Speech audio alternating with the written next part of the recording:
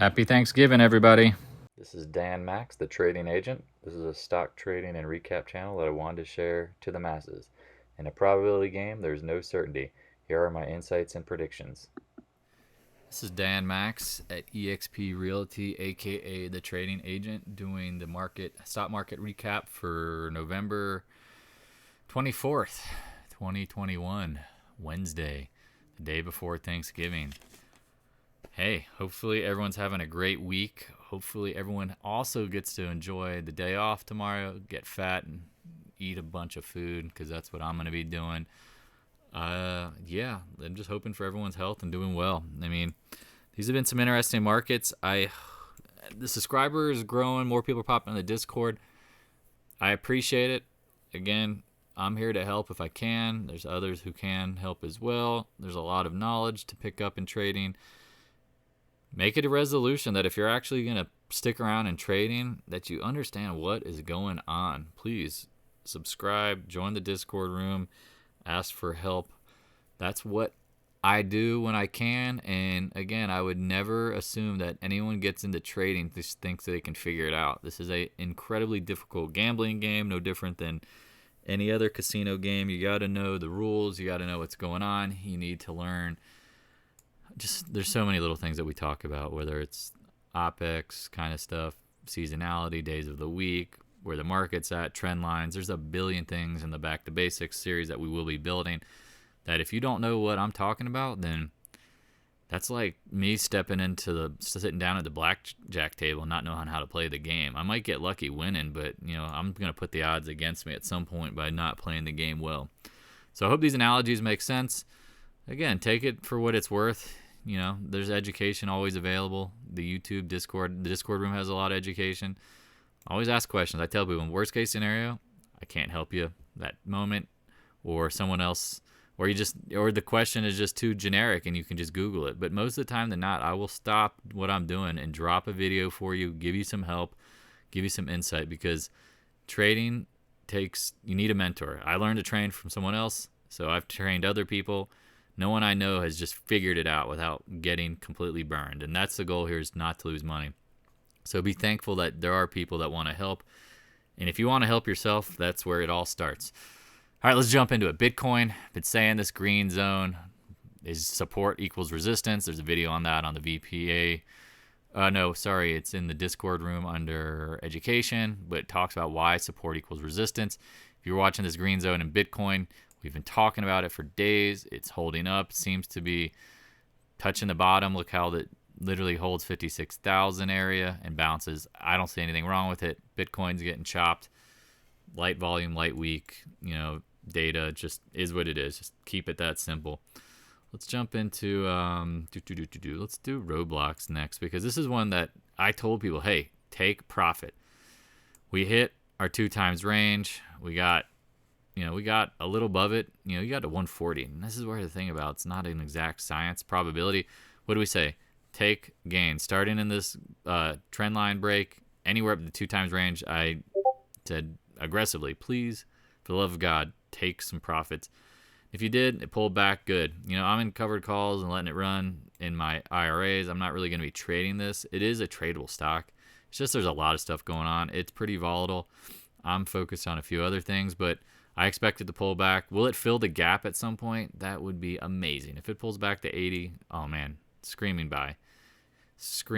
I do think long term it goes higher, but again, the market's kind of in a tenuous position where I don't know if tech is going to get the money that it's been getting recently, and if Roblox is part of that, then I could see it pulling back. Just keep it that simple. Let's get into EXPI, the company that I do my real estate business with, who I think is a great company. If you are looking to be a real estate agent and just even have a question about who to work with, hit me up. Trust me, I'll give you all the information you know about why EXP is the best virtual real estate group to work with. We're holding this area. Pretty simple. Hold the blue zone. We said it was not ideal that it was breaking the trend. We always could come back and hit this low point or fill the gap. It's really that simple. Technically, it does look bearish, but the worst is behind us now, because that's a straight line move. What do you expect after a straight line move? A reversion to the mean. It's due to bounce. We'll see what happens when it gets back up to the 43 range. I like it for the long term in that I think these guys have a lot of room to run. It did have a pump and dump at one point during COVID because of virtual real estate. Everyone thought that was going to be the only way to do real estate, and it priced in. And now it's not. Now they have to grow, and the company's growing. We had so many agents every week. I get the reports on it. This is not insider information. This is all public information, but it's just interesting. The company's growing. No one's. Why do you need overhead for a real estate business? Unless you want to pull clients into an office, where most people just want to meet in person at their house or at a coffee shop. It's really that simple. The office is just a waste of overhead.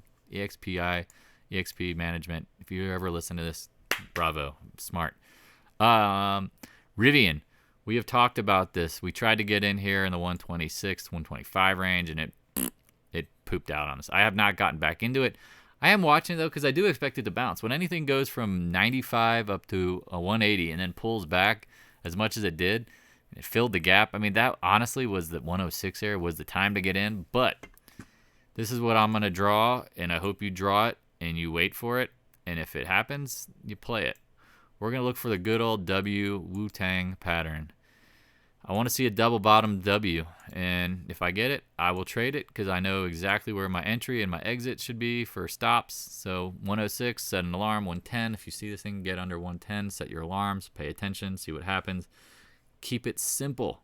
No reason to trade it until it gets there unless you just want to speculate, but then now your stops are way too big, especially if you can't watch it always. The dollar, what did we say? Man, I hate saying what did we say. It just feels natural because that's what we've been saying.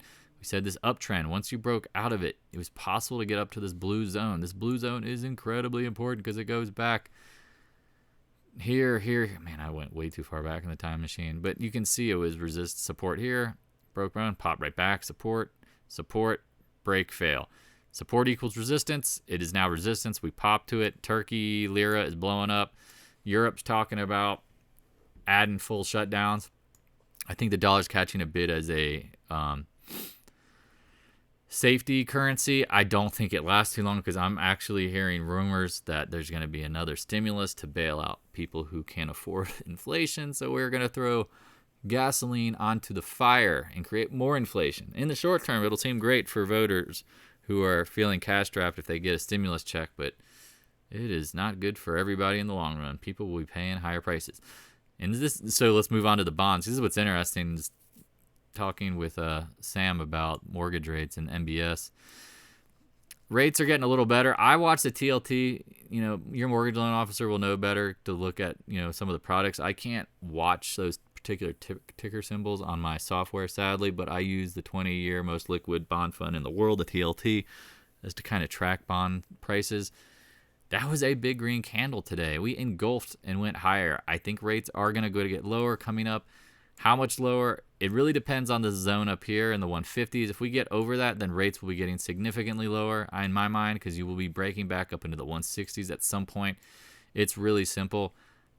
The Feds have been manipulating rates forever. If money pulls back, if inflation expectations just moderate, they need to fund the debt through our treasury. So they will find ways to push money into this market. They've been great at it forever.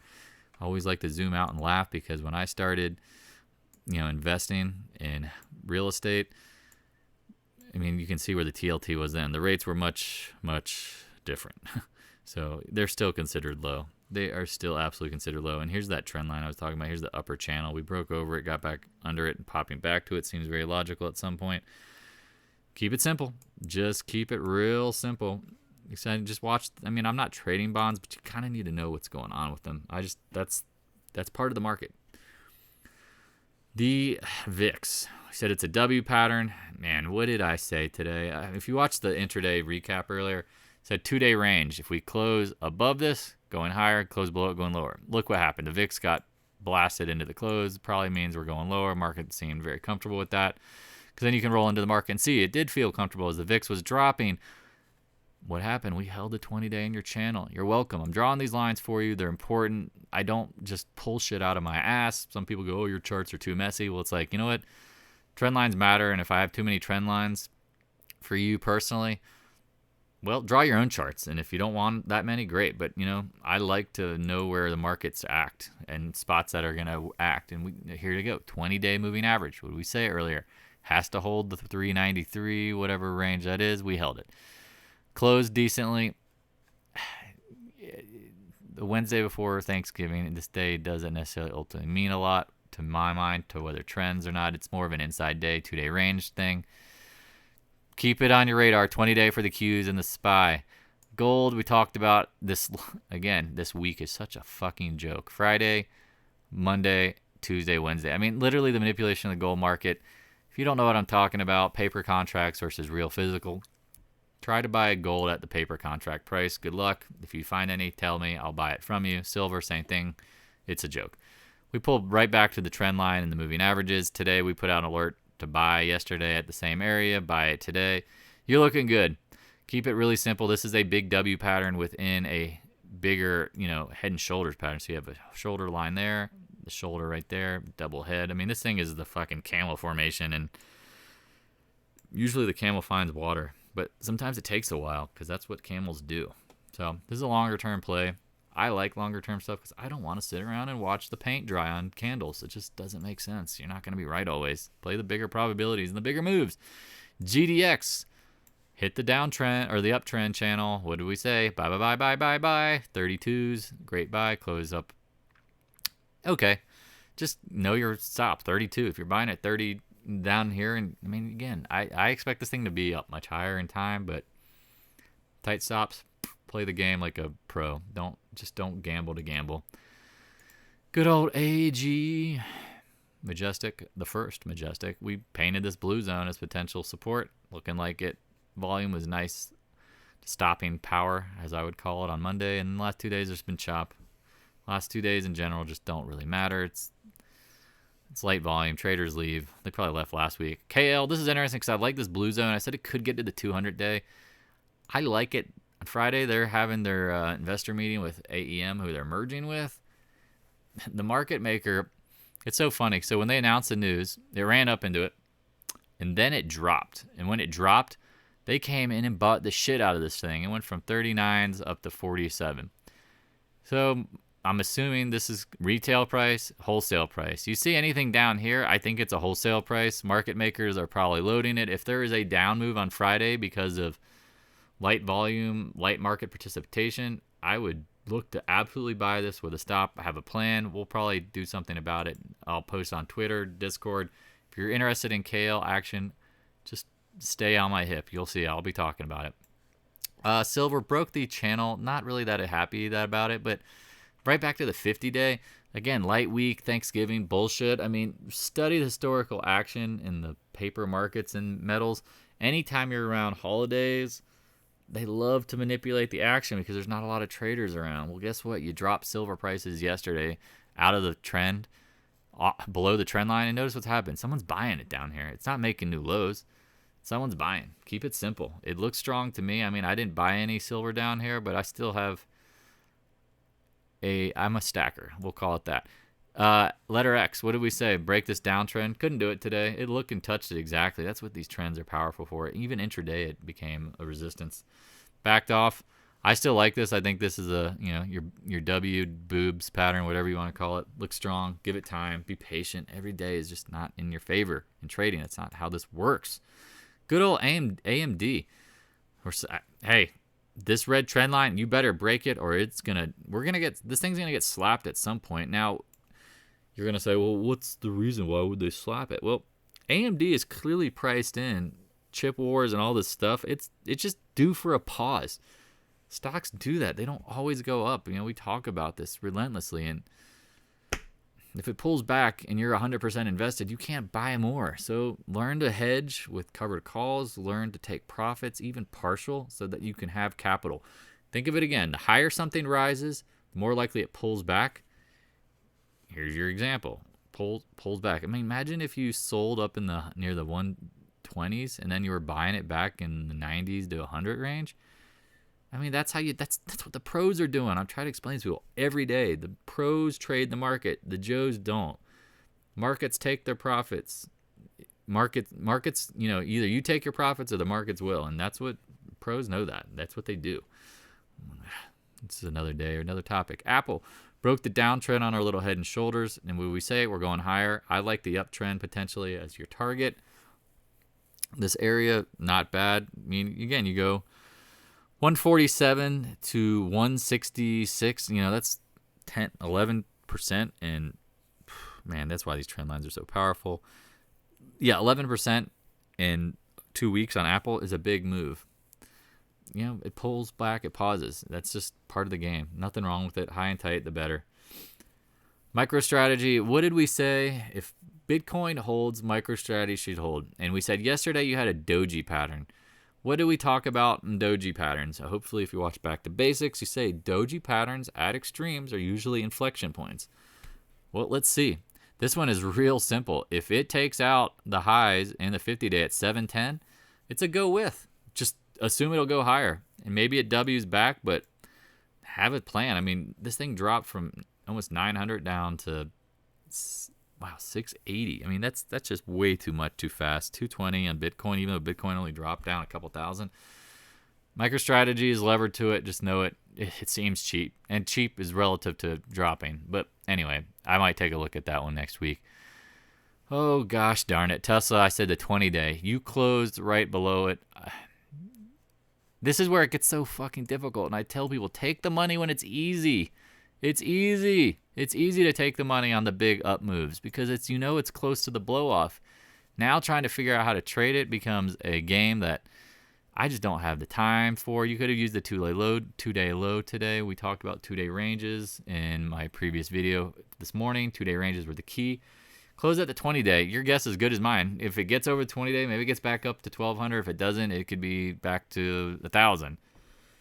I mean, I just don't like the risk reward. I mean, the upside is 100, the downside's 100. That's 1-to-1. I move on to other stuff. Just no, I will not trade it. You guys can trade it, and gals, do whatever you want.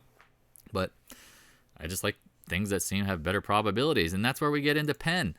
PENN has been absolutely shitstorm since the spring of this year. Yeah, look at that thing. It's up in 140s. It's at 50s. I like this because I see my risk reward is lose a point or two, bam, make 20. Bam, chef emerald. Yeah. You mean get to this trend line. What if something happens? What if they get bought out? What if they merge and someone pays a premium for them? This stock could absolutely fly. Just the bad news is priced in. Whatever Portnoy did, I don't know. He's not going away. That's all I know. And this stock seems cheap, and he's going to pump the absolute shit out of it after he gets done all accumulating his shares. He's a trader as well. Not a great one, but he knows value when he sees it. XOP, we talked about this. I mean, this whole fucking strategic petroleum reserve drop, I don't know. It's not smart. I mean, we dropped 3 days worth of oil supplies into the U.S. economy. It didn't really change anything. Look what it did. Oil service names popped back. Keep it simple. I said the 20-day, once it broke, it was gone. You hovered around it, and then you broke. Now it's right back up there. So trade it how you want. I'm not really, again, I'm not Jim Cramer. I'm going to tell you every day what I think a stock is going to do because I don't know. But when things get to price and levels that matter, I'll make moves. But when they're in between them, I don't do anything because there's nothing to do. You can't predict that with high probability. Oh, man, Scott, the W pattern, bro. 20 days breaking. VALE's been acting really good in these markets. I mean, it is cheap at 3 or 4 times future earnings. It's versus what Tesla at 1 billion times future earnings. I can't even count that high. Anyway, 3, I can count to 1, 2, 3. That's how cheap that is. 3 times future earnings. VALE, I think it's got promise. You have to look where you come from. Again, I don't necessarily like to buy dogs, but man, if you get back to 22 and I'm buying at 11, that'll make my year. I don't need to work. I'm good. 100% moves because I'm low risk, high reward, boom, take it. Talking fast, but that's just the reality. PAAS. Pan American Silver. What do we say here? It popped down to the 50-day and it held. It's popping back. Looks strong. Again, this week is metals manipulation week. Let's end this recap and then we can focus on Thanksgiving. On ExxonMobil, the Tesla of oil. Kind of a joke. If you've been around, you know why it is. I say that. Again, pop down, pop right back. I mean, it's like a holding a basketball underwater. It just popped right back. I don't think oil prices are going to stay low. USO, which I don't really like. I like the futures contract, but on this computer, it's all I got because the USO is a decaying ETF. It's a piece of shit. If you trade it, great, but do not own this thing for the long run because I'm about to zoom out. It looks like it's flagging in an uptrend. Keep it pretty simple.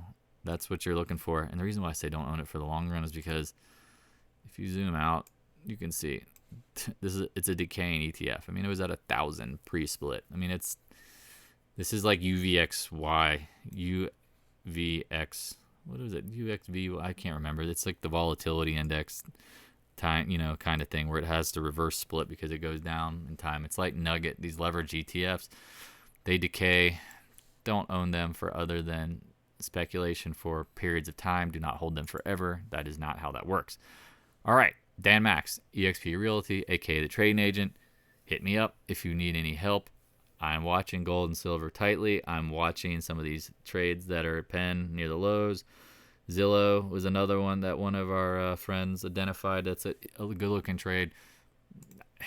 Know your risk, know your reward. In a probability game, there is no certainty. And if you go by that mantra, you will survive. All right, checking out. Happy Thanksgiving. See you guys maybe sooner or later if someone has a back to basics topic they want me to go over. Cheers. Thanks for watching. Please subscribe if you like the content. Also smash the like button, share with your friends, and add a comment. If there's a topic or stock you'd like me to give you insight about, let me know in the comment section. I'll do my best to answer your question. Thanks.